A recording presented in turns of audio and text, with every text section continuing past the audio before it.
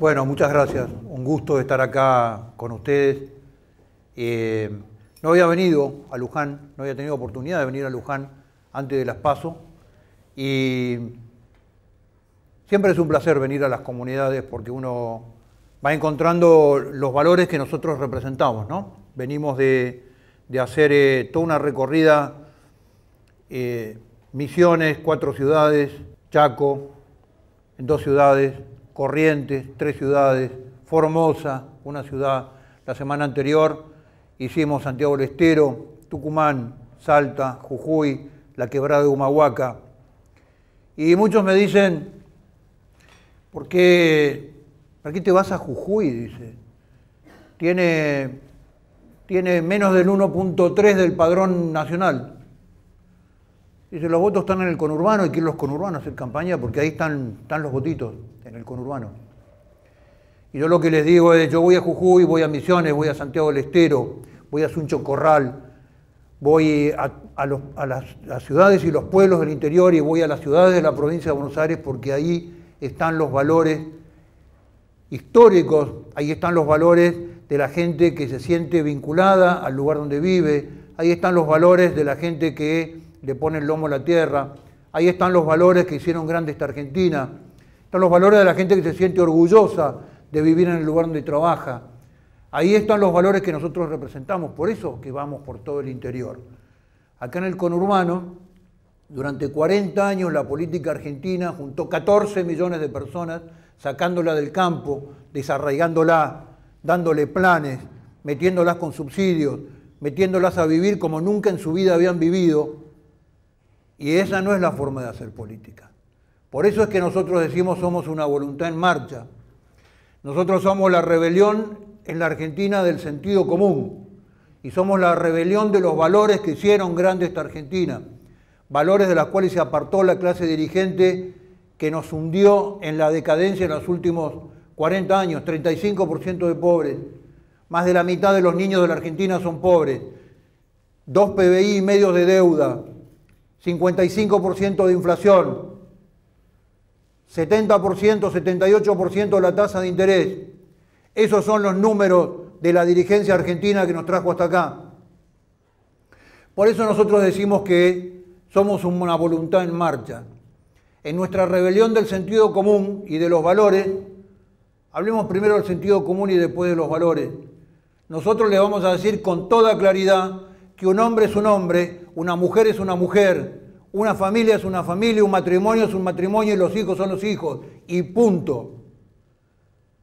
Nosotros en nuestros valores, cuando arrancamos, nos decían, esto es una gilada lo que están haciendo, nadie puede hacer política con valores, están locos, ustedes son insólitos, están a contrapelo del mundo. Y nosotros hoy tenemos el rol de devolverle a la política aquellas palabras que la política arrancó en los últimos 40 años. Nosotros le vamos a devolver a la política la palabra Dios.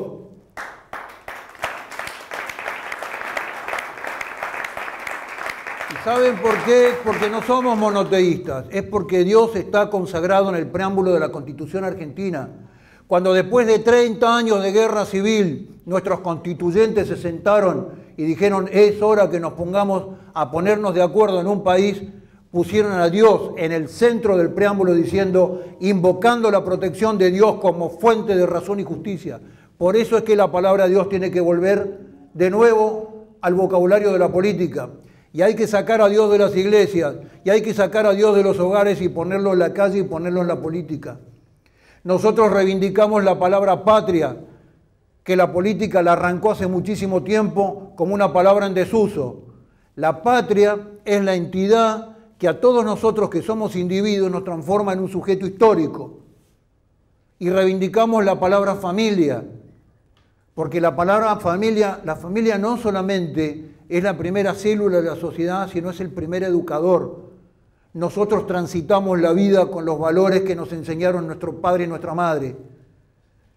Y debe ser la familia el rol del primer educador del ciudadano, porque es donde se aprenden las reglas de convivencia, donde nuestros padres nos enseñan a convivir. Y la familia, además de eso, es el primer agente económico de una sociedad. Es donde nuestros padres nos enseñan las primeras normas económicas que se olvidan los políticos. nunca gastés más de lo que cobrás todos los meses, las deudas se pagan. Esos principios económicos de la economía de convivencia común nos lo enseñan nuestros padres en la familia. Y eso es lo que nosotros venimos a hacer a la política. Por eso decimos que si todos nosotros, cargados de valores, personas excelentes, guardamos esos valores y esos principios en nuestras casas, en nuestras parroquias, en nuestras iglesias, la sociedad no funciona. No es en nuestra casa donde se definen las cosas. Nuestros hijos se pasan 1 o 2 horas con nosotros en su casa y después se pasan el resto de su vida afuera de su casa, en el medio de la sociedad. Nosotros tenemos que sacar esos valores de nuestras casas, sacarlos de las 4 paredes de las iglesias, sacarlos de las parroquias y llevarlo a la sociedad y ponerlos a funcionar. Es histórico lo que estamos haciendo. Nunca antes en la historia reciente de la Argentina, por ejemplo, católicos y cristianos evangélicos estamos trabajando juntos detrás de un proyecto de llevar los valores a la política. Y eso es histórico y además es de Dios. Y yo les digo una cosa, tenemos muchas diferencias. Tenemos diferencias formales, tenemos diferencias litúrgicas, tenemos diferencias teológicas, tenemos un montón de diferencias.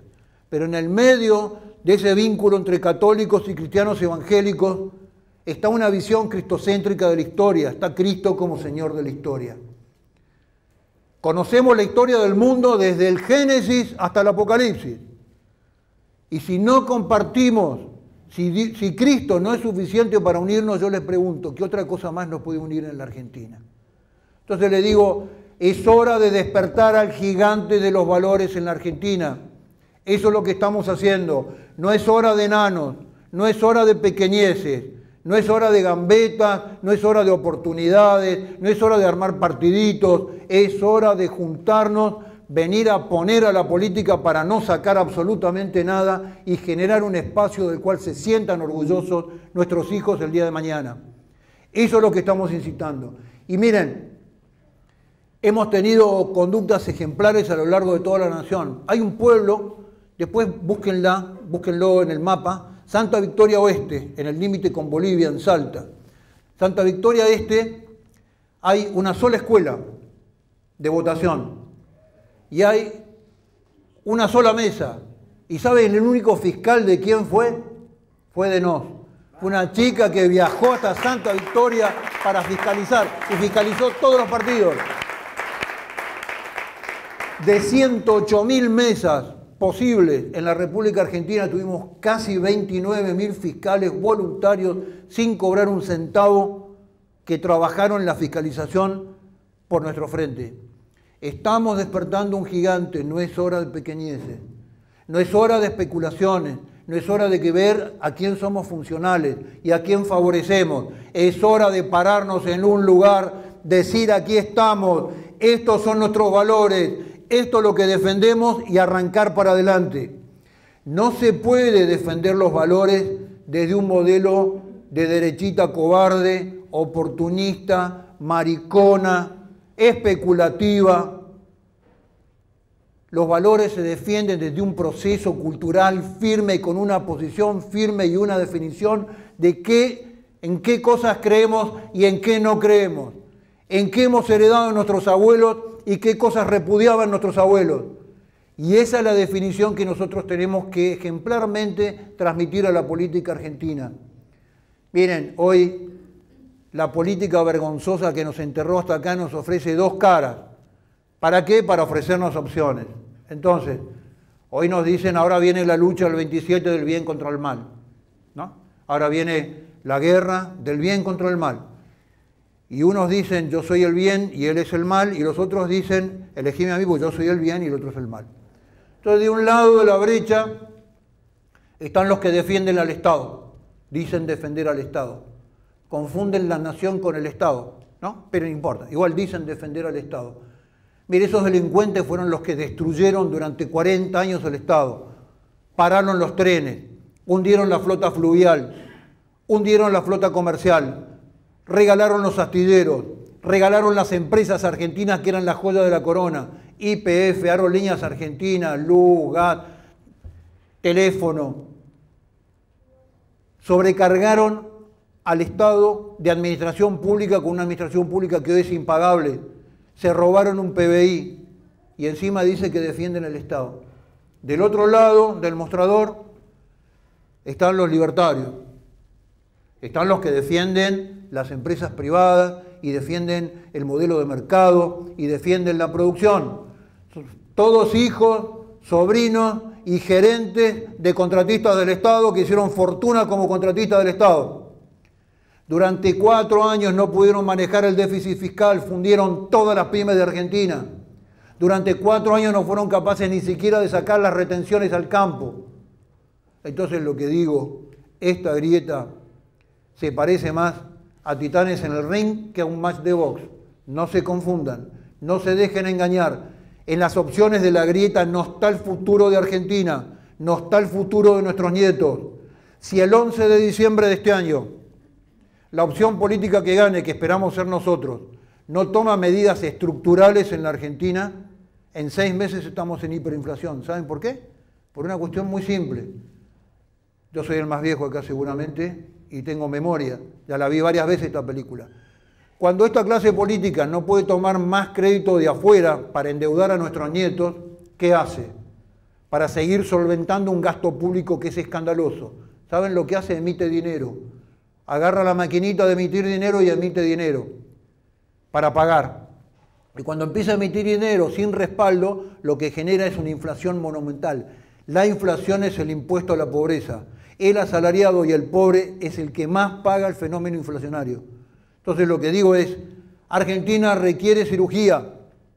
Ayer le decía a un grupo de amigos, miren, lo único que tiene que pasar en Argentina, decidan por quien quieran. Ahora, no compren un cirujano que dicen que va a hacer cirugía y después te dice, a mí me impresiona la sangre. Si vas a hacer cirugía, lo que no te puede impresionar es la sangre, porque la cirugía salpica, mancha, corta, lastima, hasta que se enmienda y cura. Y este es el fenómeno que tiene que pasar por Argentina. Yo no quiero hablar mucho más, podríamos hablar toda la noche, pero me gustaría más que ustedes orienten sus preguntas para los temas que son de mayor nivel de interés. Un placer ver chicos acá, por ejemplo. Esto me pasa en todas las reuniones, yo veo chicos y chicos de familias numerosas que tienen chicos y más hijos, y la verdad que chicos que me miran y escuchan, y eso es un placer enorme. Bueno, los dejo a ustedes con las preguntas. Así les voy contestando y voy sacando las dudas de ustedes. Muchísimas gracias. Bueno, buenas tardes. Buenas tardes. Ante todo, muchas gracias por venir a visitarnos a Luján. Un placer. Y antes de la pregunta, quiero no dejar pasar la oportunidad de dar las gracias por los servicios que usted prestó como veterano de guerra. Gracias. Y ahora prestarle servicio a la nación de este campo de batalla que es la política.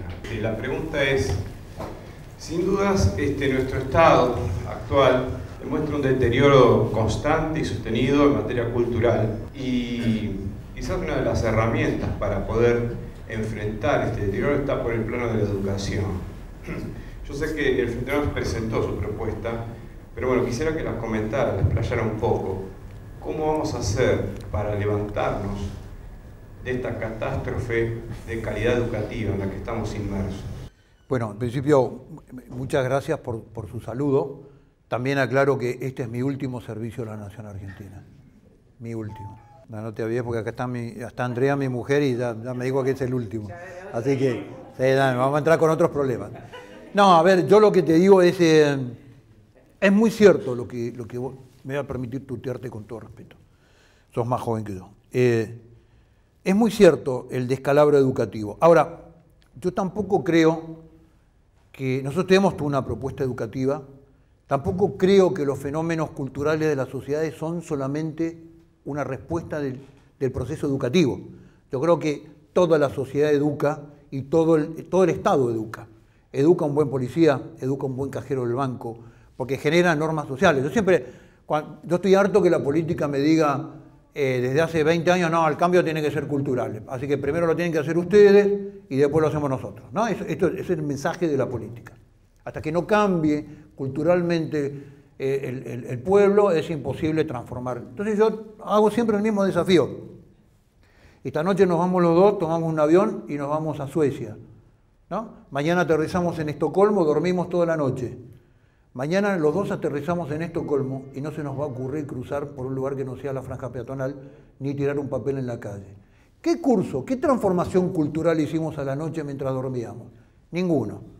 ¿Sabes cuál es la diferencia? Vamos a ir a un lugar donde el sistema educa y donde el sistema pone premios y castigos a las buenas conductas y a las malas conductas. Entonces lo que digo es, Argentina, como en la época de nuestros abuelos, necesita de buen cartero. ¿Te acuerdas cuando los carteros usaban uniforme y veían la bicicleta todas las mañanas?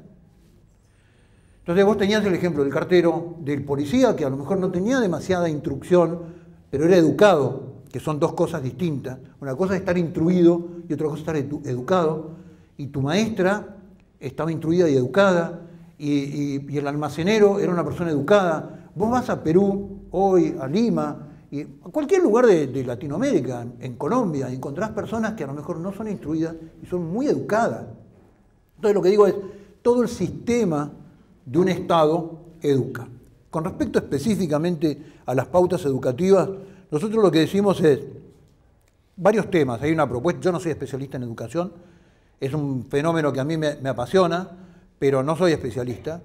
Lo que nosotros decimos por lo pronto es que la educación tiene que tener en todos los ámbitos una perspectiva de familia, como fenómeno cultural. Todo el Estado tiene que estar atravesado por una perspectiva de familia. Por ejemplo, nosotros decimos, se acaba el Ministerio de Desarrollo Social y lo que tiene que ver es un Ministerio de Familia, no un Ministerio de la Mujer, no un Ministerio del Chico, no un Ministerio del bebé de menos de 5 meses, todo eso tiene una integralidad que es la familia.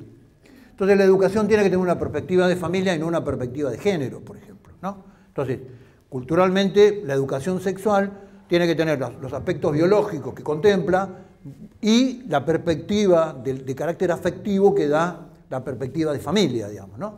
Y nosotros estamos desarrollando muchísimo, con un equipo docente muy sólido, este nuevo modelo educativo que son los dos grandes núcleos, ¿no? Las humanidades, por un lado, que es el desarrollo moral de una persona, y el nuevo núcleo de materia, estamos trabajando mucho en eso. No creo que lleguemos a armar una propuesta completa de acá hasta el 27, pero esto es una cosa que tiene que ir decantando. Este nuevo modelo de esta nueva ciencia integrada que integra técnica, ingeniería y matemática, ¿no? como modelo duro. Estos son nuestros dos parámetros. Por supuesto que después podemos seguir hablando del fenómeno universitario, arancelamiento para extranjeros, pero digamos, como núcleo cultural, nosotros tenemos esos dos temas en educación, pero lo que decimos es, todo el sistema educa. Entonces, los jueces educan, tendrían que estar educando, todo el sistema debe ser de naturaleza pedagógica. Cuando el sistema funciona, las conductas son mucho más virtuosas. Vos en una organización, a mí me tocó conducir organismos como la Agencia de Control de la Ciudad de Buenos Aires, que era el Estado constituido en una asociación ilícita, o la aduana. ¿Y vos qué tenés que hacer ahí? Bueno, tenés que sacar la vieja cabeza del modelo de decir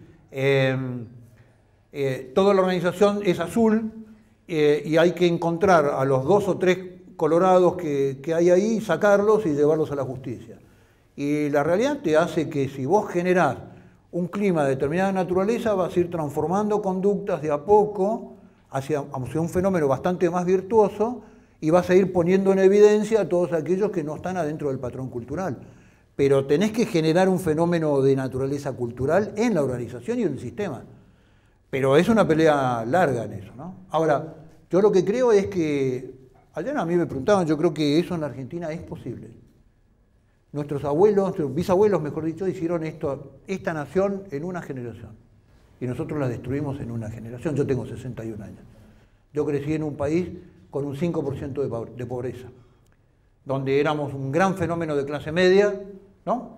Que jugábamos al fútbol todos en las plazas juntos, y después te segmentabas la secundaria, te segmentaba la universidad. Y nosotros lo destruimos, ese fenómeno, en menos de una generación. Yo creo que es posible. Acabás de mencionar, Juan José, el tema de cómo se vivía antes, cómo se vive ahora, y mencionaron que el tema de la seguridad. ¿Cómo sería, para introducirnos un poquito? Yo creo que hoy día estamos todos un poco apabullados por el tema de la hiperinflación o la economía, pero el tema de la seguridad y poquito porque también hace falta para que el entorno familiar se vuelva a desenvolver, ¿no? Hoy tomamos un café y hablábamos de que las fiestas ahora se han recluido y se hacen de nuevo en las casas de las familias como último ambiente de control. Fíjense la importancia también de la familia que vuelva a tornar un ambiente seguro para los hijos. Bueno, el tema de seguridad, un poquito, si podemos desarrollar un poquito más. Argentina no es un país inseguro. Argentina no tiene tsunami, Argentina tiene terremotos nada más que en 2 o 3 provincias que tienen naturaleza sísmica. Argentina no tiene peste, no tiene tifones, no tiene huracanes. No tendría por qué ser un país inseguro. Argentina fue fundada con 800.000 habitantes que trajeron 4 millones de inmigrantes de distintas razas, de distinta religión, de distintas etnias, de distintos países con distintos idiomas y vinieron a convivir a la Argentina y aprendieron a convivir. En el 11, en el barrio de Buenos Aires, ustedes van a ver un imán conversando con un rabino en las esquinas. Eso fue lo que nos enseñaron a nosotros. Etnias o religiones que en otros lugares tenían conflictos históricos, acá vinieron a convivir. Entonces lo que digo es, ¿por qué tendría que ser insegura Argentina? Argentina no tiene inseguridad, lo que tiene es delictualidad. La clase política ha aprendido a convivir con el delito. La socialdemocracia en 40 años destruyó nuestro proyecto de nación y nos instaló una serie de parámetros culturales demagógicos que son los parámetros culturales que hoy conviven con esa cultura del delito, que es un estado paralelo. Por ejemplo, que la pobreza genera delito, mentira, porque si no Calcuta sería el lugar más peligroso del mundo, es el lugar que tiene mucho menos asesinato que Rosario. Entonces no es verdad eso, los pobres no son delincuentes. La pobreza no genera delito, lo que genera delito es la convivencia del Estado con el modelo delictivo. Y nos ha instaurado el modelo abolicionista del Estado. Como el Estado es injusto porque castiga un modelo de pobreza que genera, con lo cual todo el modelo delictivo termina siendo una forma revolucionaria. Mentira, no es una forma revolucionaria, es una forma delictiva. Porque la revolución es una forma delictiva. La revolución violenta es una forma delictiva. Entonces, todo este modelo cultural nos ha instalado un fenómeno de un Estado paralelo. Y esto se agrava hace 15 años, 16 años, cuando en la Argentina, después del 2001-2002, se instala el narcotráfico en la Argentina. En los países que se instala el narcotráfico por el volumen, primero, porque es el único de los delitos que es transnacional. Siempre implica el tráfico de mercadería de un país a otro. Y por los volúmenes financieros que maneja y por el nivel de poder y de violencia que genera el narcotráfico, siempre es el ordenador de todo el fenómeno delictivo. O sea, todo el delito menor se ordena a partir de la distribución y la organización geográfica del narcotráfico. No es espontáneo. No hay chicos en la vida que dicen, bueno, hoy vamos a salir de caño. Los chicos que salen de caño forman parte de una organización que le dan autorización para salir en tal lugar, en tal hora. ¿Por qué? Porque tiene protección y porque tiene que venir a llevarle plata a alguien. Entonces, esta cosa de que en la ciudad de Buenos Aires descubrieron hace 3 meses que el delito de los motochorros era organizado, yo digo, ¿dónde viven? En un frasco, digamos. Es obvio que era organizado. Entonces, lo que digo es, hoy el fenómeno de la Argentina es el narcotráfico. ¿Por qué es el narcotráfico? Porque es un Estado paralelo, es un Estado dentro del Estado. Es un Estado que pone normas de convivencia todos los días en determinados territorios donde ya el Estado no manda. Y el Estado, les recuerdo, por origen y por definición, es el monopolio del ejercicio de la fuerza legítima en todo el territorio. La definición de Estado es monopolio del ejercicio de la fuerza. Donde el Estado pierde el monopolio del ejercicio de la fuerza, se transforma ¿en qué? En un Estado fallido, o sea, en un Estado bobo, como es el Estado argentino. Entonces, el Estado paralelo, que es el narcotráfico, es el gran ordenador del fenómeno de la delincuencia ciudadana, contra el ciudadano común. Entonces, ¿qué es lo que nos decimos nosotros? A un fenómeno como es el delito organizado, el Estado le opone un Estado desorganizado, sin inteligencia criminal, sin saber quiénes son las bandas, corrompidos los jueces, corrompido la política, corrompidos las fuerzas policiales provinciales, las fuerzas nacionales, corrompidos no porque estén toda la estructura corrompida, sino porque tienen la capacidad de ir corrompiendo nichos, personas, equipos. Cuando ustedes ven la política del conurbano, analicen, tómense el trabajo de analizar la oferta electoral de determinados municipios del conurbano, muchos de ellos, y dice, ¿quién paga estas campañas? ¿Quién paga las campañas? ¿Quién paga 104.000 fiscales a 2.000 pesos por fiscal en la República Argentina cuando no es un gasto permitido de campaña? ¿Quién lo paga? ¿De dónde sale la plata en negro? Debe haber mucha plata en negro en Argentina, y hay mucha plata en negro. Entonces, este Estado, combatiendo al Estado, que somos nosotros, la sociedad formalmente organizada, se lo debe combatir con un Estado organizado para combatirlo. Entonces, ¿qué es lo que nosotros proponemos? Lo mismo que propusimos en el 2015, que hicimos un proyecto de ley con la doctora Carrión, una agencia contra el crimen organizado. ¿Qué es una agencia contra el crimen organizado? Una agencia que tenga inteligencia criminal. Este gobierno, todos los gobiernos tienen miedo de decir que hacen inteligencia. Los estados están para prevenir, ¿saben qué? Las amenazas que tienen los ciudadanos. Es el rol del Estado. El Estado debe saber quiénes son la gente que amenazan la seguridad pública de todos ustedes. Para eso tiene que hacer inteligencia. La inteligencia criminal es un fenómeno contemplado en todos los países civilizados del planeta, de izquierda o de derecha. Entonces, esta cosa progresista, que el Estado no hace inteligencia, es un disparate conceptual de neófitos en el ejercicio del poder. Primero, inteligencia criminal. ¿Qué otra cosa debe tener esta agencia contra el crimen organizado? Fiscales. Los fiscales tienen que estar adentro de la agencia como están adentro del FBI. ¿Qué otra cosa tiene que tener? Fuerzas de seguridad, los mejores elementos de las fuerzas de seguridad nacionales para operar en todo el territorio nacional contra el narcotráfico. Cierro con esto. La política de secuestro que nos presentó este gobierno, de secuestro de droga, que presentó este gobierno como la gran estrategia de lucha contra el narcotráfico, es lo que fracasó hace 30 años en Colombia, en México y en los Estados Unidos.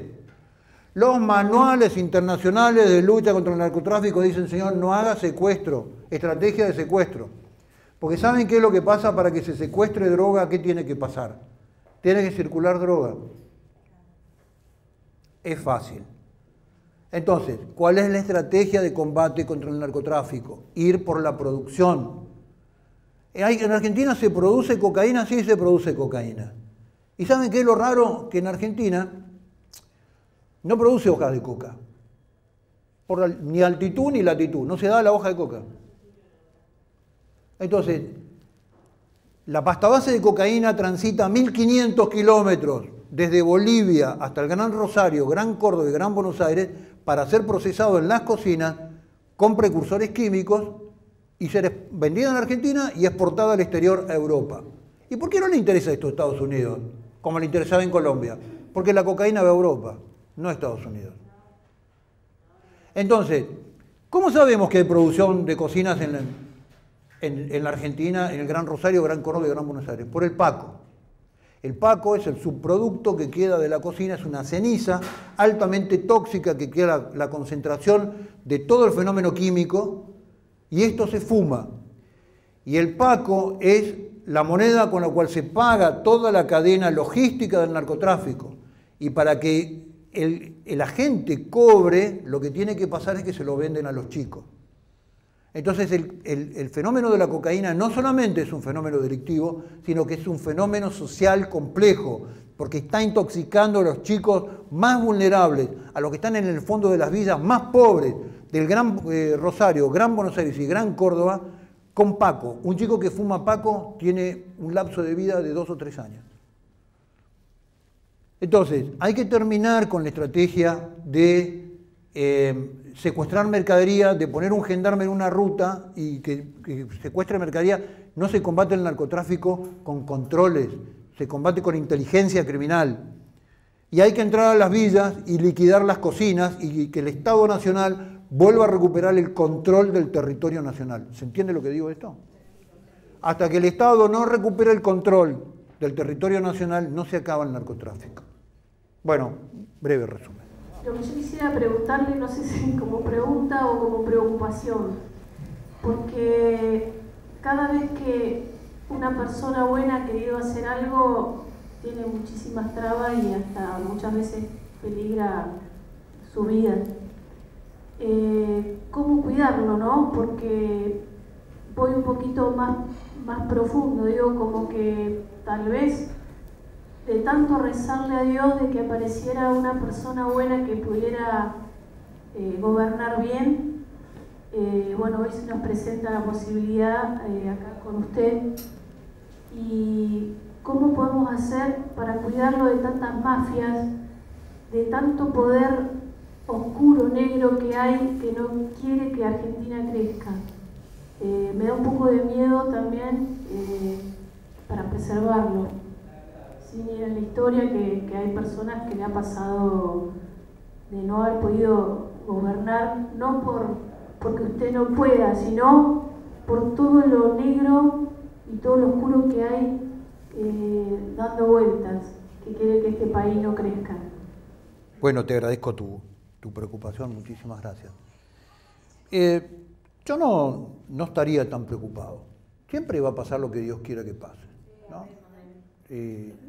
La pelea es nuestra y la victoria no es de Dios, no es mía. Yo no voy a llegar a ningún lado solo ni por mi propia fuerza. Pero, qué sé yo estoy bastante amortizado en ciertos temas, ¿no? Los ingleses vinieron por mí y no tuvieron suerte. La mafia de la trata en la ciudad de Buenos Aires vino por mí y no tuvo suerte. La mafia de la aduana vino por mí, tampoco tuvo suerte. Con lo cual, digamos, evidentemente hay una acción de Dios y de la Virgen que a mí me ha ido llevando por la vida y me ha traído y me ha llevado y me ha expuesto y me ha sacado siempre de los lugares más complejos y más peligrosos. Con lo cual yo en eso estoy muy tranquilo, Andrea también está, ¿no?, absolutamente tranquila. Y yo creo que hay que confiarse, uno es una herramienta. Yo siempre digo, nosotros con Cintia no somos el proyecto. El proyecto es armar una propuesta política que contenga nuestros valores, nosotros somos una herramienta. Y como herramienta tampoco, no creo que seamos tampoco tan importantes. Lo que yo digo es, nosotros vinimos a quedarnos. Mira, no hay cosa más contagiosa, yo lo conozco esto en mi vida, lo he visto desde los 18 años. No hay cosa más contagiosa que el miedo. El miedo es colectivo, es instintivo. Hay olor a adrenalina cuando hay miedo. Y no hay cosa más contagiosa que el coraje. Contagiemos coraje. Es lo que nos toca hacer hoy. Y además, siempre le digo lo mismo. Las peleas no se dan porque uno sepa que va a ganar, ni porque el otro es más chiquito, ni porque hay una ventaja, ni porque hay una oportunidad. Las peleas se dan cuando toca dar pelea. Cuando vienen por tu hijo, cuando vienen por tu familia, toca dar pelea, sea grandote, sea chiquito, sea grande, pierdas o ganes. Las peleas toca darlas cuando toca dar la pelea. Y estos momentos es el momento que toca dar la pelea. Mira, si la política argentina hoy no puede garantizar que sea capaz de defender la vida de un niño por nacer, que ya la madre le ha decretado la pena de muerte. Si la política, el Estado, el bien común que representa el Estado no es capaz de defenderlo, la política argentina no te puede defender ningún derecho. Ninguno. Y tanto es así que vemos, yo digo, hay cerca de 20 defensorías del pueblo a lo largo de la República, nacionales, provinciales, municipales, y hay 35% de pobres. ¿Quién los defiende? Yo lo que digo, si no somos capaces hoy de decir el primer valor básico es el valor de la vida, si no discutimos el valor de la vida, no podemos discutir ningún otro derecho, ningún otro valor en la Argentina, bueno, vayámonos a nuestra casa. Yo tengo ya a esta altura del partido 5 nietos que a veces me da vergüenza el país que le vamos a heredar. Así que contagiemos coraje, de eso se trata. Muchas gracias. a mi preocupación es las estrategias desde la geopolítica internacional con respecto a nuestro país. Uno no es que sabe mucho, pero uno va leyendo y va tomando contacto con el extranjero y hay muchas cosas que se silencian y que el pueblo a veces ni sabe, porque vive casi en la ignorancia. ¿Cómo se combate esto? Porque me parece que hay como intereses muy aguerridos, con mucho no poder político, sino poder financiero. Yo creo que, como siempre en la Argentina, a ver, yo a esta altura del partido de los 61 años creo bastante menos en las conspiraciones que lo que cree a los 20, ¿no? Entonces siempre creo más en la estupidez humana que en las conspiraciones. Creo que hay fenómenos más atribuibles a la estupidez que a las conspiraciones. Ahora, yo creo que el mundo en su complejidad le está marcando un futuro a Argentina único, ¿no? Es decir, hoy veo la globalización del mundo era muy bonita para Europa, para la vieja Europa decadente, ¿no? Cuando venía de la mano de Estados Unidos, que venía con los valores implícitos de capitalismo y democracia. Hasta que la globalización la tomó China, con el poderío militar, financiero, económico, demográfico que tiene China. Entonces la globalización ya no es tan simpática. Entonces Trump, desde Estados Unidos, dice no a la globalización, que fue un invento de Estados Unidos. Y Europa, ¿qué es lo que dice? Si nosotros no entramos con un proceso de identificación cultural muy fuerte este fenómeno global, los chinos nos llevan puestos. ¿Y qué pasa en Europa en estos momentos? Dicen, hay que terminar con este modelo de control de la natalidad, hay que terminar con el fenómeno del aborto, hay que terminar con el fenómeno de la ideología de género, hay que terminar con el modelo de castración social que nos trajeron 40 años de anestesia socialdemócrata con respecto a nuestro modelo social. Y eso está dando vuelta. Entonces lo que nosotros decimos es, no decimos como este gobierno, Argentina debe abrirse al mundo. Sí, claro, Argentina tiene que abrirse al mundo sabiendo para qué se abre. Es idiota abrir la puerta de la casa si uno no sabe a dónde va. Vos abrís la puerta de tu casa y decís, entren cuando tenés una estrategia. Entonces lo que nosotros decimos es, el futuro de Argentina 2050 van a pasar dos cosas para Argentina muy importantes, 48-50. Uno, se vence el Tratado Antártico. El Tratado Antártico, Argentina es firmante y tiene presencia antártica desde el año 1904. La Antártida es el único continente de la Tierra que no tiene hoy división política. Continente, no es casquete polar. No es casquete de hielo flotando. Es continente. Abajo hay un continente. Es el único continente que falta dividir políticamente. La orientación natural de desarrollo geopolítico de la Argentina está en el Atlántico Sur, con sus pequeños portaaviones ahí en el medio, que son las Islas Malvinas, y la Antártida. Argentina tiene que prepararse para eso, para estar en condiciones de, si se hace la división política de la Antártida, de ir a su pretensión de posesión de la península, que es la península más importante de toda la vuelta antártica. Ese es un fenómeno de naturaleza territorial para Argentina. Pero además, el Atlántico Sur es uno de los océanos menos explotados del mundo, menos investigados del mundo, que guarda todavía riquezas, más allá del petróleo en su plataforma, que guarda riquezas de mareomotriz, ictícolas, bacteriales, en fin, es una fuente todavía de descubrimiento no explotada. Y el otro fenómeno que va a pasar en el mundo en el 2050 es que el mundo va a tener 10.000 millones de habitantes. De esos 10.000 millones de habitantes que van a generar de acá hasta el 2050 varios conflictos por el fenómeno de la distribución demográfica. No por la cantidad de personas, por la distribución demográfica, con lo cual Argentina tiene que desarrollar una estrategia para su Patagonia en los próximos 15 años, pero en 2050 de esos 10.000 millones de habitantes, 7.500 millones de habitantes van a estar en condiciones y van a querer consumir alguna cadena de la proteína animal. Y para producir proteína animal de escala y en calidad, se necesitan tres valores fundamentales en el mismo territorio, mezclados y con capacidad de gestión. Uno es el suelo, Argentina lo tiene. La otra es la disponibilidad de agua, Argentina la tiene. Y lo tercero es energía barata y accesible, que Argentina la tiene. Entonces Argentina tiene el futuro, no es como dicen mis amigas veganas, que tenemos por ahí en las redes algunos temitas de confrontación, sobre todo cuando les muestro que como asado. No es como dicen los veganos que el problema del medio ambiente en la Argentina está por la flatulencia animal, digamos, es un disparate. El carbono está presente en el pasto también. Lo que tiene la vaca es carbono procesado, pero sigue siendo el mismo carbono.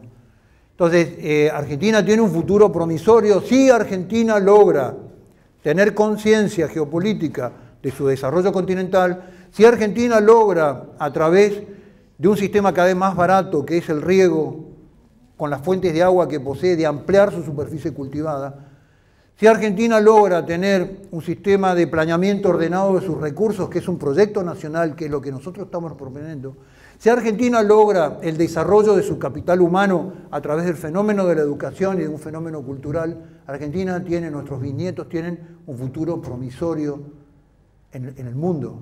Dios le vuelve a proporcionar a la Argentina las condiciones de desarrollo que les proporcionó al final del siglo XIX. Ahora, lo que requiere Argentina, lo único que no tiene Argentina hoy, tiene todos los recursos. ¿Qué es lo que no tiene hoy Argentina? Una clase dirigente capaz de hacer este fenómeno de transformación. Y nosotros lo que decimos es, nuestro rol en la política, además de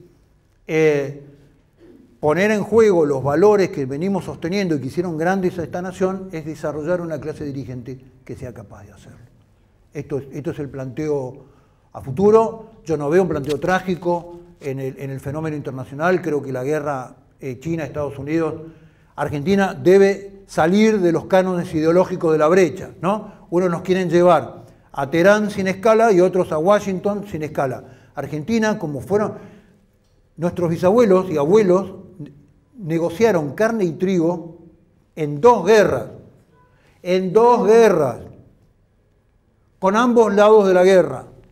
¿Saben por qué? Porque tenía un desarrollo de su política exterior fantástico y fueron capaces de ser neutrales en medio de los dos conflictos más grandes del siglo XX. ¿Por qué? Por la capacidad de su clase dirigente.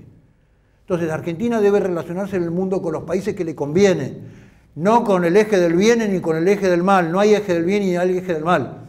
Hay intereses nacionales. Argentina debe relacionarse en el mundo con los países que a Argentina le convienen y no con los que le imponen y no con ningún eje, ni del lado socialista ni del lado capitalista. Eso es política exterior. Pero para eso hay que tener muy claro y muy definido el interés nacional. Bueno, no hablo más. Muchas gracias.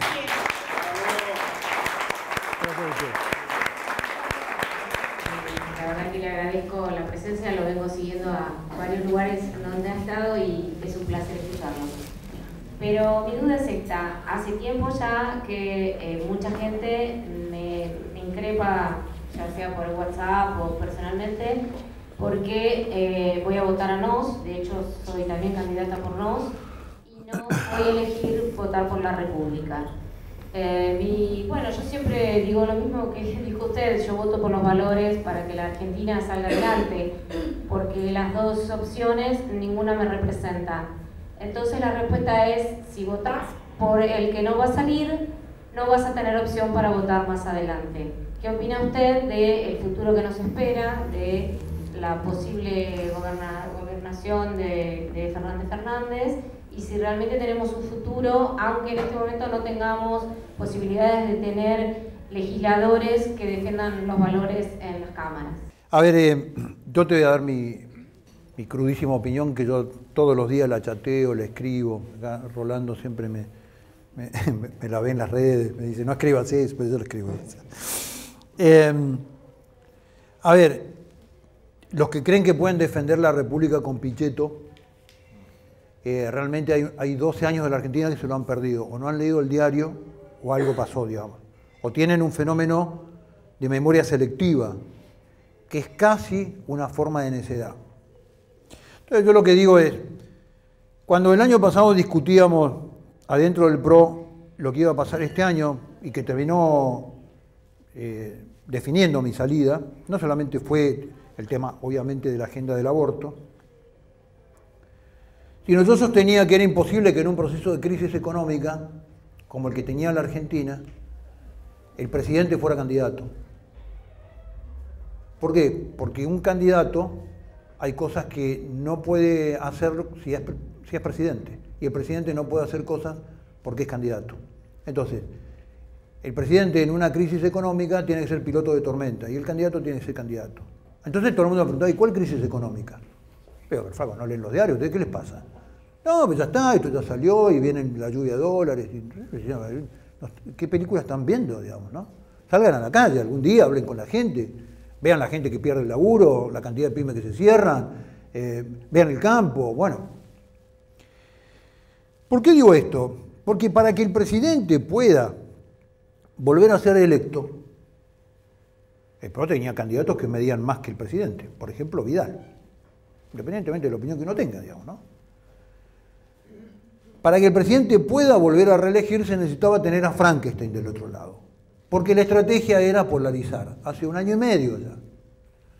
Nosotros tenemos que polarizar la elección, o sea, crear el eje del bien y el eje del mal, con un nivel de simplicidad conceptual absoluta.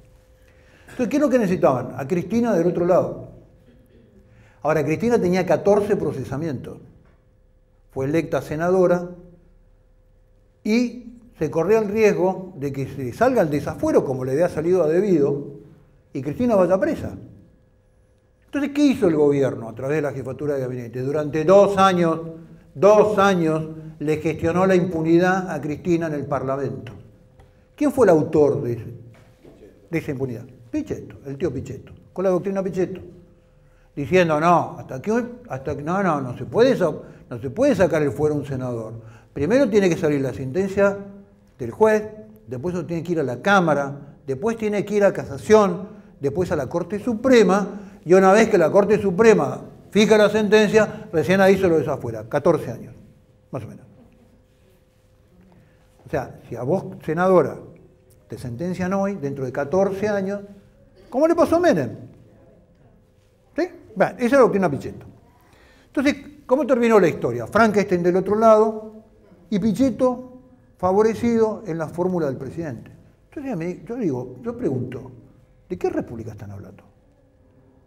Entonces, si vos me preguntás a mí, lo de Fernández es una catástrofe. Lo que te pregunto es, ¿qué van a hacer Macri y Pichetto el 11? ¿Cuál es la propuesta además de ir juntos? Vos le preguntás, ¿vamos juntos? ¿A dónde? No importa, pero vamos juntos. Yo digo, ¿qué es lo que van a hacer con la economía? ¿Qué van a hacer que no hicieron antes? ¿Qué reestructuración del gasto público van a hacer? Ninguna. Porque no lo pudieron hacer. Yo lo vivía dentro del gobierno.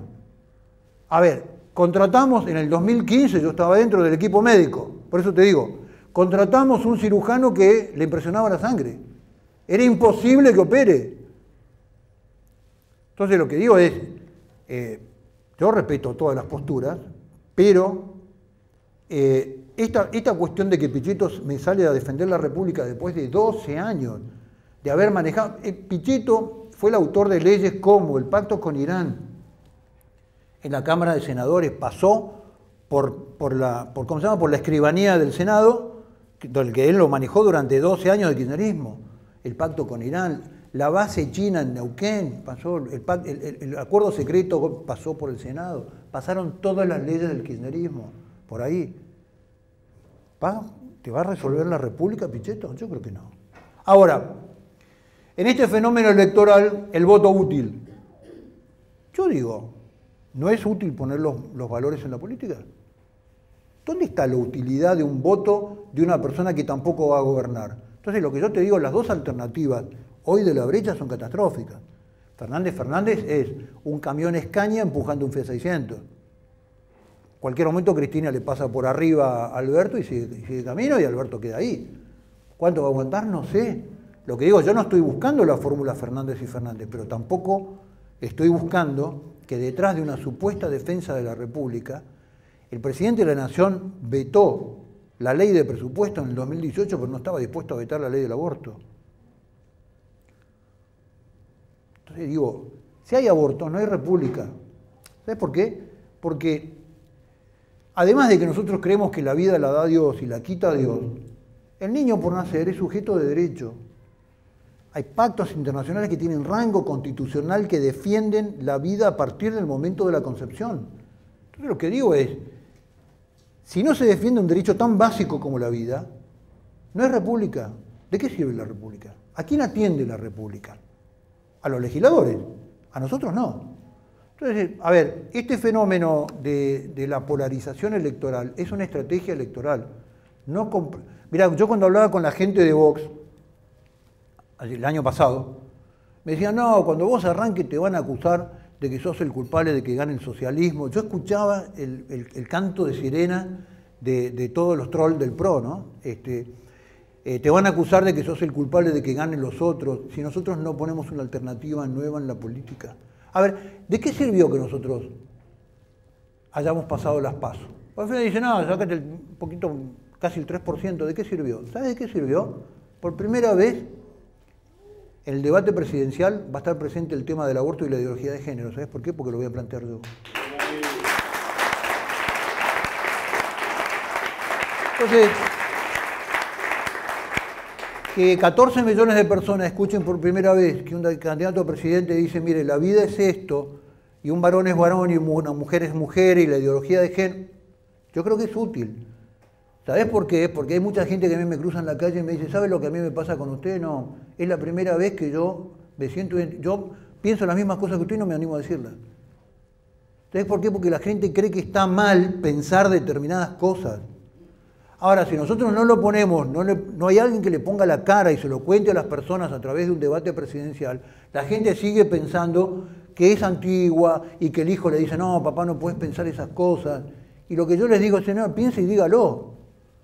Dígalo en la mesa el domingo, peléese con sus hijos, punto, no es tan grave. Entonces lo que yo digo es, esta cosa de la polarización, mirá, las instancias de elección presidencial en la Argentina son 3. Ridículas, no, sirven, no, después los discutimos. En la primera, que son las PASO, el pueblo está obligado a elegir candidatos y se consagran candidatos. ¿Sí? Bien. En las elecciones generales, el pueblo está obligado a hacer 2 cosas, a votar legisladores en los 3 niveles y además en la presidencia y vicepresidencia a consagrar quiénes son los 2 que van a ir a la segunda vuelta. Y ese es el rol de las elecciones generales. Ahora, si vos perdiste 15 puntos de electores, ¿de quién es la culpa? La culpa es nuestra. ¿Que creemos que no tiene que haber aborto? ¿De quién es la culpa? Yo lo que digo es, ¿qué es lo que hace la política? Invierte la carga de la prueba y te hace culpable a vos. Pero vos no sos la culpable. Mirá, yo antes de presentar mi candidatura, las candidaturas vencían un sábado 11 de junio, una cosa así. Que presentamos la lista. Vos fuiste candidata, así que sabés. El jueves anterior fueron tantos los llamados que yo recibí que le mandé un mensaje al presidente. Y le dije, mire, para demostrar que yo no soy un obcecado, díganle, las personas que me llamaron de parte del presidente, díganle a Mauricio que con todo gusto, si él se compromete de acá hasta el sábado a vetar la ley del aborto, si la vota el Congreso, yo me bajo y no presento candidatura. No, bueno, para eso no lo puedo hacer. ¿Por qué? ¿Por qué no lo puede hacer? ¿Por qué se puede vetar la ley de tránsito? ¿Por qué se puede vetar la ley de presupuesto y no vetar la ley del aborto en defensa del niño por nacer? ¿Por qué? Porque no lo quiere hacer, no lo quiere hacer, entonces que lo pague con votos. Y te digo más, a los 3 días de ganar las PASO, Alberto Fernández, lo primero que dijo es, vamos a ir por la ley del aborto, y la ley del aborto debe salir a la Argentina. Y yo te digo una cosa, Alberto Fernández va a pagar con votos lo mismo que pagó el presidente Macri ahora. ¿Sabés por qué? Porque a partir de este momento, a ningún político se le va a ocurrir en forma gratuita ofender nuestros valores con proyectos de ley sin que lo pague con votos. Y ustedes se lo van a hacer pagar, no yo. Ustedes se lo van a hacer pagar. Pero hay que hacer que paguen. El único idioma que entiende la política es cuando le ponemos los votos en la cara. Y Alberto Fernández va a perder 2, 3, 4 puntos ahora en esta elección que nos van a votar a nosotros por haberse animado a poner y a enunciar que va a ir con la ley del aborto. Entonces lo que digo es, si nosotros no estamos de pie, nos van a pasar por arriba. Si la gente no entiende que si no se ocupa de la política, los políticos se van a ocupar de ellos y se van a ocupar de sus bienes. y se van a ocupar de su renta, y se van a ocupar de sus hijos, y se van a ocupar de sus nietos. Entonces lo que digo es, ocupémonos de tener un espacio donde estén salvaguardados nuestros valores. ¿Cuánto vale eso? ¿3 puntos, 6 puntos, 10 puntos? No lo sé. Lo que también te digo, para cerrar, es que si hay balotaje, nosotros vamos a terminar definiendo el balotaje. ¿Sabes por qué?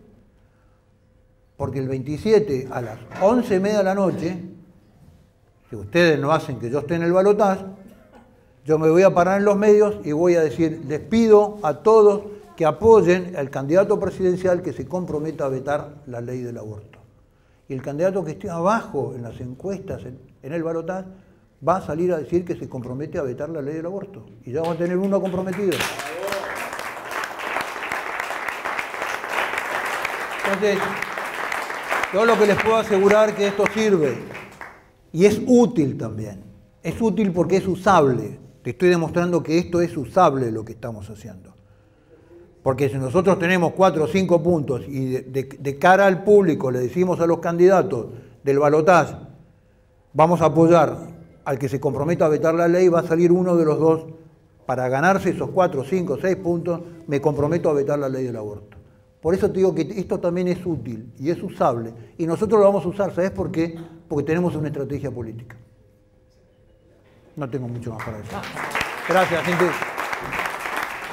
Algo ya respondió cuando hizo mención a los 14 millones de argentinos que estamos todos hacinados de algún modo, y acá en Luján tenemos más cerca lo que es el Gran Buenos Aires, y usted ya ha dicho algo acerca de alguna clase de política demográfica. Entiendo, y si no es así usted corríjame, que debe incluir alguna clase de medidas para el fortalecimiento de las economías regionales, para que quizás podamos poblar bien, porque creo que Argentina es un país subpoblado, precisamos ser más argentinos, más familias numerosas y haciendo soberanía en la Patagonia, en el interior, en tantos lugares que no hay, y nunca escuché a un político hablar de demografía, por ejemplo. Otra cuestión es medidas concretas con las pymes, el gran motor del empleo argentino, que hoy hay falta de crédito, corte en las cadenas de pago, tasa de interés altísima, costos laborales siderales, que hacen que empresas familiares de 2 y 3 generaciones tengan que cerrar y conspiran, ¿no es cierto?, contra uno de los motores más importantes de nuestra economía.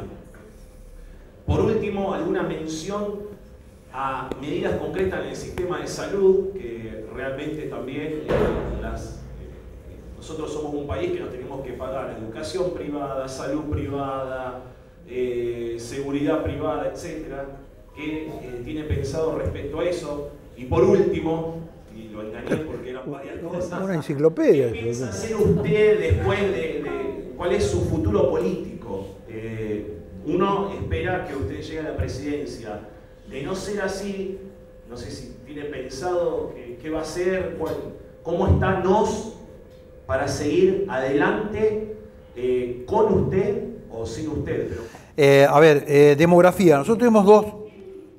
Nosotros lo que decimos es, en términos de economía regionales, la política argentina y sobre todo Buenos Aires ve las economías regionales como un factor productivo. Para nosotros la ruralidad es un fenómeno social, socioproductivo, digamos, socioeconómico. Entonces nosotros insistimos mucho en el fenómeno de la ruralidad porque lo que creemos es que hay que erradicar a la gente en el campo. El campo creció en la Argentina de la mano de la presión de la política, expulsando gente al Gran Buenos Aires. Lo que hay que hacer es ahora, a través de ese fenómeno de desarrollo, de ruralidad, volver a erradicar a la gente en el campo. Para eso se necesita infraestructura rural. Caminos rurales, los lugares más productivos de la pampa húmeda, en los meses de invierno no se puede erradicar una familia porque no puede salir todos los días del campo entrando y saliendo, no puede tener una emergencia médica, con lo cual no se pueden erradicar familias. Escuelas técnicas que puedan desarrollar la capacidad productiva de la gente, radicándola en el campo, fibra óptica, última milla de fibra óptica, caminos rurales.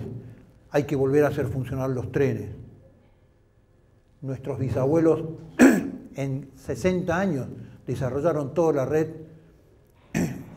ferroviaria de la República Argentina llegaron desde Buenos Aires hasta Posadas, hasta La Quiaca, hasta Neuquén y hasta Mendoza, cruzando en 2 países del otro lado de los límites, y nosotros los destruimos en 4 años.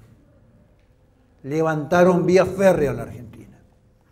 Entonces, bueno, este fenómeno de comunicación, este fenómeno de fibra óptica última milla para que llegue a los lugares, a los pueblos y a las poblaciones, este fenómeno de erradicación escolar y de erradicación de educación técnica, este fenómeno de comunicación es lo que nosotros creemos que debe desarrollarse como el fenómeno de ruralidad. Además tiene pasión por las tradiciones, tiene toda la tradición puesta, tiene el amor a la tierra donde la gente se cría y nace y se desarrolla, pasión por su folclore, pasión por sus costumbres, pasión por sus ancestros, pasión por un montón de cosas, hay que desarrollarlo. El otro gran proyecto demográfico que necesita la Argentina para desactivar esta bestia, que es el conurbano, lo digo bestia en el sentido del tamaño, de la peligrosidad y de la inconsistencia que tiene como fenómeno político, social y económico el conurbano.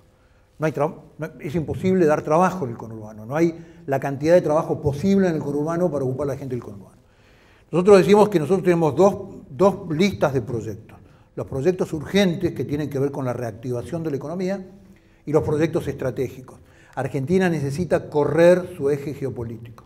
Nosotros decimos que tenemos el proyecto, no vamos a decir a dónde, de traslado de la capital.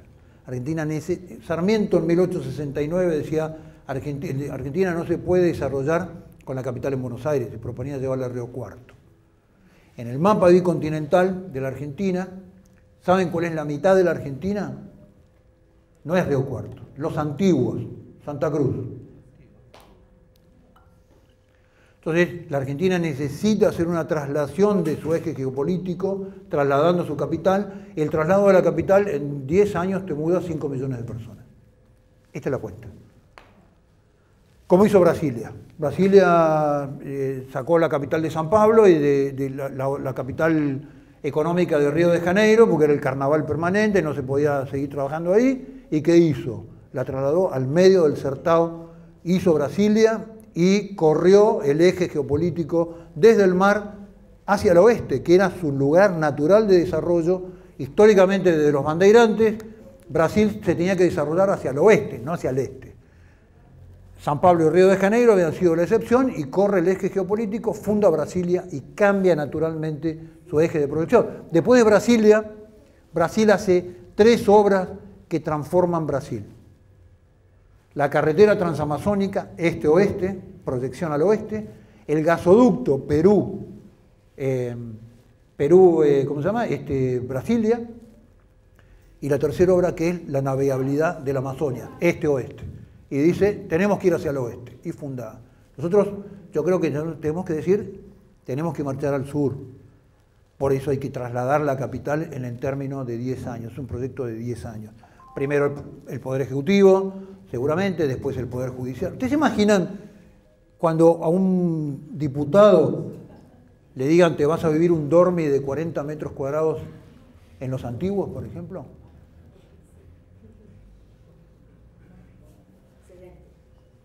Eso es vocación de servicio. Cuando te digan, si no nos dan flan, hacemos un piquete. Bueno, venite a Los Antiguos. Te digo, fíjense cómo el traslado de la capital modifica las relaciones comunicacionales de la Argentina, modifica las relaciones económicas de la Argentina y modifica las relaciones de poder. Modifica las relaciones de poder. Bueno, ese es un tema absolutamente demográfico. Lo otro era pymes. Las pymes, ayer estuvimos en la Unión Industrial Argentina, en una reunión que teníamos bastante postergada. Estuvimos con todos los representantes de las cámaras pymes, textiles, jugueteros. Estaba Cristiano Ratazzi, que representaba de alguna manera todo lo que era autopartismo, todo lo vinculado al automotor. Estaba la metalmecánica, estaba todo lo que es de naturaleza productivo manufacturado, digamos, ¿no? Sentado ahí en la mesa. Y nosotros lo que decimos es que la pyme en Argentina necesita 3 condiciones de desarrollo. Hay un fenómeno en la Argentina, para que lo entendamos todos. En la época de nuestros abuelos, el Estado era el 25% del PBI de la Argentina. Nuestros abuelos eran el 75%, la sociedad era el 75% en términos de decisión económica. ¿Qué quería decir eso? Que la plata, ¿dónde estaba? ¿En el bolsillo de quién? De los abuelos. La guita estaba acá.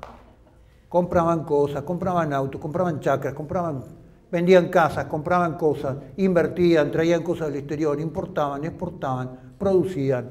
Eso es la vida. Y era un estado de lujo, el 25%.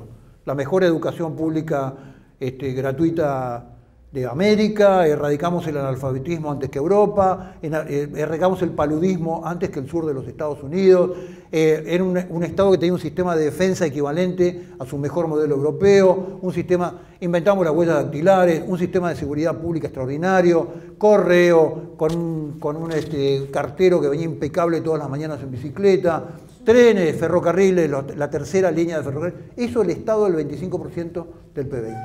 Hoy el estadito nuestro, maricón, fallido, es el 52% del PBI. 52% del PBI. Quiere decir que el decisor económico más importante de la Argentina es el Estado Nacional. Esto lo dicen algunos, los defensores del Estado, y dicen, mirá qué importante el Estado argentino. Bueno, yo se los pongo al revés. Hay un 27% de la decisión económica en la Argentina que salió del bolsillo de ustedes y fue a parar al bolsillo y la decisión de burócratas, empleados del Estado. Entonces lo que digo es, las pymes hoy necesitan que ese actor económico se desactive, retroceda, avance la sociedad en materia de decisión económica y retrocedan los burócratas, retroceda la administración pública. Entonces, en Chile la decisión económica del Estado es el 24%. En Estados Unidos, que tiene guerra, en Afganistán, en 7 países del mundo, tiene países invadidos, es del 35%.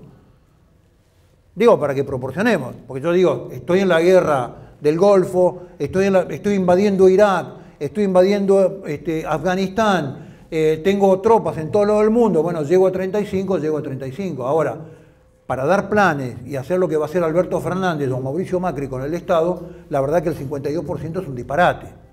Entonces, ¿qué es lo que necesitan las pymes? Primero, que ese gran actor estratégico empiece a correr. Esto es un fenómeno de diseño del Estado.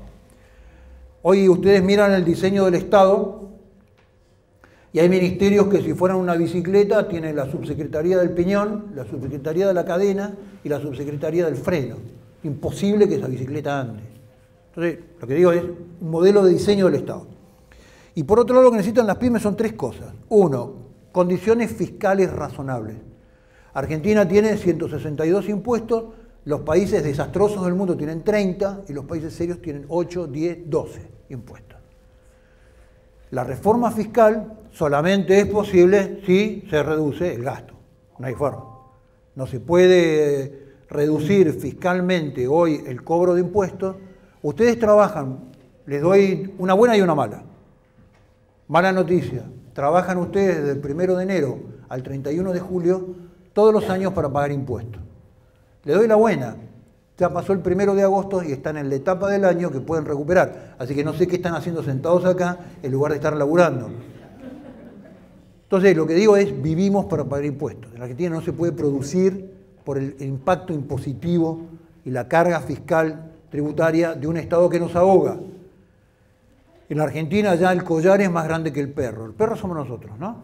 Y el collar es el Estado. El Estado cada vez es más grande, la administración pública más grande y el perro más flaco, más hambriento, más chiquito, más sarnoso, que somos todos nosotros. Cada vez más pobres. Entonces, condiciones fiscales. Además de eso necesita condiciones laborales. Nosotros el otro día tenemos elaborado ya un proyecto. La ley laboral argentina es una de las más irrestrictas e inflexibles del mundo y lo que ha generado es 38% del trabajo en negro. Las economías regionales tienen regímenes distintos de producción, estacionalidades distintas, distintos ciclos completos de todo el proceso de valor, necesitan condiciones laborales cada una específica. El modelo de representación gremial por rama de la producción es un fracaso que ya no tiene sentido en la Argentina. Se necesita esa transformación. Hoy en la Argentina hay trabajos que no existen. Uno tiene amigos, parientes, sobrinos que le dicen, ¿dónde trabajas? En Canadá. Ah, mirá, que vivís en Canadá, no vivo acá. ¿Y dónde aportás? Ah, qué sé yo. ¿Y dónde te vas a jubilar? ¿Qué sé yo? ¿Por qué? Porque no está en la ley laboral. El trabajo de distancia no está contemplado en la ley laboral. ¿Por qué? Porque los sindicatos no quieren una persona que no esté en su lugar de trabajo, que es donde puedan impactar, donde le puedan hacer el bollo y donde lo pueden contar. Entonces lo que digo es la adecuación de naturaleza laboral. Y lo tercero que necesitan las pymes para desarrollarse es financiamiento. En ningún lugar del mundo se puede producir sin financiamiento. ¿Por qué? Porque usted, antes de producir, tiene que comprar la materia prima. Antes de producir, tiene que comprar la máquina. Antes de producir, tiene que hacer todo un ciclo de adaptación a la producción que se tiene que hacer con financiamiento, no con capital propio. Argentina hemos inventado la silobolsa. Cuando ustedes dicen, ¿es un aporte de la humanidad la silobolsa? De ninguna manera, digamos. En Australia, no, acá sí, en la Argentina sí, en Australia ningún productor guardaría el grano. Lo vende el grano y mete la plata en el banco. Lo inventamos los argentinos, que donde el productor tiene que... El productor se financia con grano, no con préstamo, no con financiamiento, no con un warrant, se protege con el grano, como se protegían los primeros productores en la era del hierro. Entonces, el mundo hoy se vende el grano y el tipo tiene la plata en el bolsillo o en el banco y invierte, no invierte, compra. Bueno, entonces este fenómeno de financiamiento es imprescindible. ¿Por qué no hay financiamiento en la Argentina? El sistema financiero de la Argentina tiene un solo cliente, que es ¿quién? El Estado, sí señor. No hay mayor tomador de dinero para el sistema financiero que el gordo bobo que toma crédito a corto plazo, a alta tasa y mal, como es el Estado. Entonces el Estado debe dejar de tomar dinero para que el sistema financiero se readapte, el modelo bursátil sea capaz de que las empresas puedan ir a cotizar, o las pymes a través de un sistema federativo pueden ir a cotizar a la bolsa y pueden poder financiarse. Este modelo solamente se puede reestructurar con un Estado que deja de tomar deuda. El Estado te paga, ¿cuánto está ahora la tasa? ¿78? 78%. ¿Quién va a producir con 78%? ¿Ustedes creen que alguien va a tomar la peregrina idea de comprar, vendió novillos ahora, de comprar terneros ahora para engordar hasta que baje la tasa? Y hasta que sepa quién va a ser el presidente. Si no va a venir otro tarado que va a decir que queda prohibida la exportación de carne, no se puede exportar la pezuña, no queda prohibido exportar el cuerno. Es imposible producir en la Argentina. Es una epopeya producir en la Argentina, no es un ciclo productivo, es una epopeya moral producir en la Argentina. Entonces, esas creemos que son las tres condiciones que necesitan las pymes. Y en el tema de salud, hay temas básicos en el tema de salud. Primero, el 22% del uso de la salud pública está hecha por extranjeros. Digo, si yo voy a Estados Unidos, no puedo entrar si no tengo un seguro de salud. Si no tengo logros, se me vence el seguro de salud y sigo todavía ahí, voy a tener que pagar la atención pública. Al segundo día de terapia intensiva, te agarran de las pestañas y te dicen, deme la tarjeta de crédito, y si no te ponen en la calle. Entonces lo que digo es, más duro o menos duro es un sistema, hay que volverle a encontrar un modelo de financiamiento de la salud pública. Por ejemplo, uno de los grandes negocios de la salud pública, de los que administran la salud pública, son las obras sociales. Yo pregunto, ¿por qué una persona que tiene una obra social, cuando se atiende en un hospital público, no le cobran a la obra social? ¿Por qué? Porque entonces el médico que trabaja en el hospital público y la obra social le dice, no, vení a operarte al hospital público. ¿Por qué vas a operarte en el hospital público? Esa operación hay que cobrársela a la obra social. El hospital público, primero, no hay ninguna atención que sea gratuita, alguien la paga. La pagan ustedes, todos los que estamos acá. Entonces lo que digo es, tiene que quedar una atención paga por los impuestos a aquella persona que no tiene una obra social y que no tiene un sistema de salud y que no tiene un seguro de salud. El resto el hospital público le debe cobrar al sistema de salud al cual tributa esta persona. Entonces, esto es un sistema básico que tendría muchísimo más recursos para la salud pública. Hay un tema en Argentina que nosotros todavía no tenemos un proyecto completo, pero es el PAMI. El PAMI es un agujero negro de la salud pública argentina. Entre las obras sociales y los sindicatos y el PAMI hay que ver quién es el que se atreve a hacer una clínica en la Argentina y la pone al servicio de quién, digamos, ¿no? Entonces lo que digo es, el sistema de salud necesita una reestructuración completa y lo primero que hay que hacer es empezar a nutrir de recursos al sistema de la medicina pública, ¿no? Que es el sistema más castigado. Y la otra gran pregunta es, ¿para qué nos sirve un ministro de salud, ¿no? Que no tiene un solo hospital, tiene el Posada? Lo podríamos dar a la provincia y preguntarnos para qué sirve un ministro de salud, para hacer políticas de salud reproductiva e inventar el aborto, digamos, para lo único que sirve en la Argentina. ¿Cómo estamos en NOS? Fantástico. Estamos muy bien. Estamos muy bien porque se ha generado un nivel de expectativa. Tenemos, les diría, 16 distritos muy armados, con mucha potencia de acción, que están pidiendo desde hace 2 meses armar el partido. Y yo lo que digo es, hasta el día 28, lo que no tenemos que hacer es empezar a desgajarnos en partidos y en presentación de boletas, no, es una tarea para después del 28. ¿Qué es lo que sigue después del 28? Del 28 de octubre. Lo que sigue es el año 2021. En el año 2021 nosotros tenemos que inundar los consejos deliberantes, tenemos que inundar las legislaciones provinciales, tenemos que inundar el Parlamento de diputados y, si es posible, de senadores que sostengan nuestros valores en un bloque sólido. Nosotros ahora, si nos ayuda, nos da un empujoncito Dios y la Virgen, podemos ya tener 3, 4 diputados. Ningún senador. En 2021 tendríamos que estar colocando no menos de 20 diputados. Eso se logra con un partido de 14 distritos, que empezamos el día 28 a trabajar para armarlo, y en el año 2021, para las legislativas, sí tener ya una herramienta electoral propia. No se puede, es muy difícil transitar con alianzas, el sistema de los partidos políticos es muy, muy complejo, muy trabado, muy vicioso en la Argentina, con lo cual vamos por eso, y en el 2023 ojalá que haya un candidato a presidente más joven que yo, más formado y con más experiencia, que logre instalar una candidatura presidencial, y iremos por la candidatura del 2023. Esta es la expectativa y esto es lo que vamos a hacer. No te digo lo que me gustaría que pase, esto es lo que vamos a hacer. Muchas gracias a todos.